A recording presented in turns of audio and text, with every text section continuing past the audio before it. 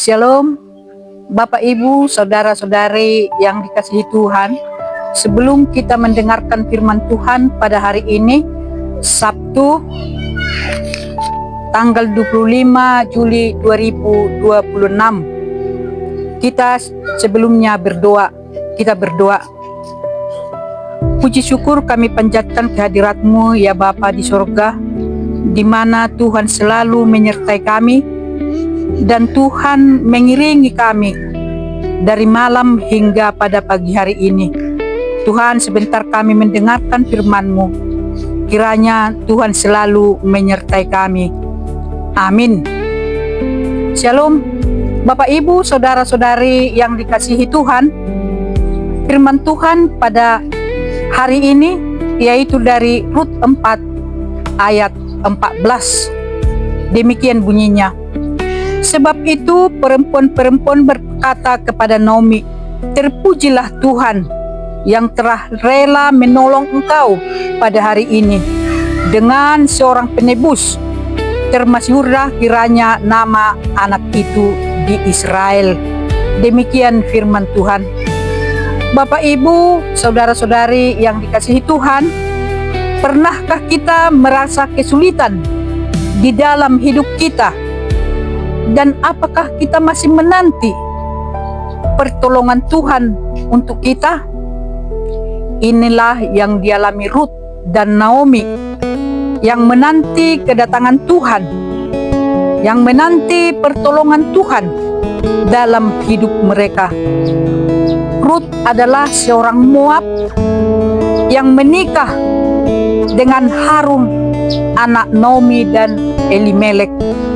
Setelah Elimelek dan kedua anak laki-lakinya meninggal, Naomi memutuskan kembali ke Bethlehem dan juga menantunya Rut. Bahkan Rut setia mengikuti Naomi. "Bangsamu adalah bangsaku, Tuhanmu adalah Tuhanku." Tertulis dari Rut 1 ayat 16. Dengan arahan Naomi untuk setia atau meminta Boas menebus tanah Naomi dan menikahi Rut. Inilah yang dikatakan dalam Rut 4 ayat 14.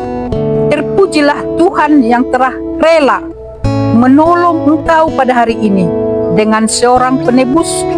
Termasyhurlah kiranya nama anak itu di Israel." Bapak Ibu, saudara-saudari yang dikasihi Tuhan, dalam kitab Rut ini kita mengetahui bagaimana perjalanan panjang dengan kehilangan orang-orang yang dikasihi, kesedihan yang mereka alami, juga kemiskinan yang dialami Rut dan Naomi. Tetapi Tuhan mengakhiri sukacita dan mengirim Boas ke keluarga mereka. Dengan kisah Rut ini, yaitu pernikahan Rut dan Boas, Rut menjadikan bagian garis keturunan dari Mesias. Orang-orang berdoa supaya cucu Naomi termasyhur di Israel. Ada dua hal yang kita dapati dari kisah Rut, yakni satu, Tuhan selalu bekerja walaupun kita tidak melihat atau tidak tahu kapan Tuhan bekerja. Rut 1 ayat 20 sampai 21, ia merasa hidupnya pahit karena mereka menganggap Tuhan meninggalkan mereka. Rut pasal 2 sampai 4, Tuhan mempertemukan kebaikan hati Tuhan dan hukum penebusan untuk memulihkan keluarga Naomi.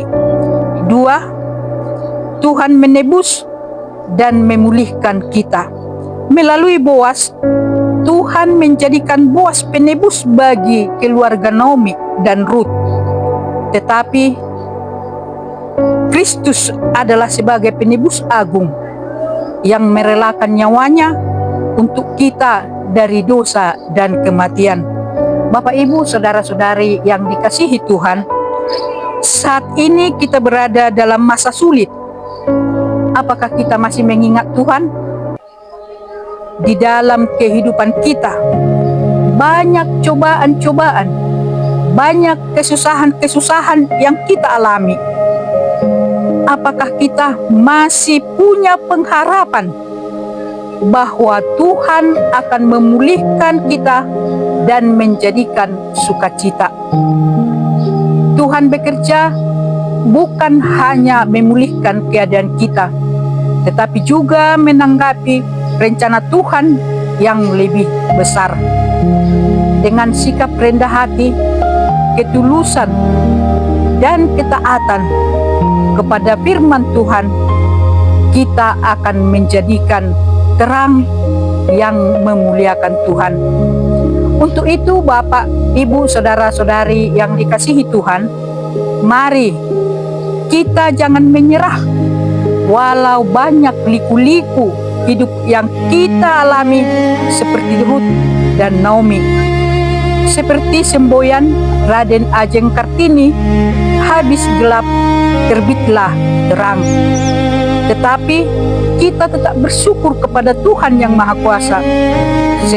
Sebab di dalam Kristus Yesus kita memiliki Tuhan penebus kita yang memastikan kisah kita adalah kemenangan indah pada waktunya. Amin. Kita berdoa. Terima kasih Tuhan Yesus, kami telah mendengarkan firman-Mu. Kiranya firman-Mu menjadi bekal di dalam hidup kami. Kami serahkan jiwa dan raga kami kepadamu ya Tuhan. Terima kasih Tuhan Yesus. Amin.